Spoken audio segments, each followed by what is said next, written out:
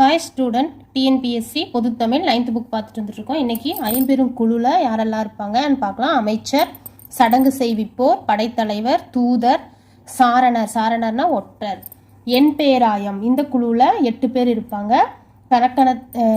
கரணத்தியலாளவர், கரும விதிகள், கனகச்சுற்றம், கடைக்காப்பாளர், நகரமாந்தர், படைத்தலைவர், யானை வீரர், யூலிமரவர், என் பேராயம். இந்த இதில் 8 பேர் இருப்பாங்க. அதனுடைய பெயர்கள் தான். நெக்ஸ்ட் இலக்கண குறிப்பு.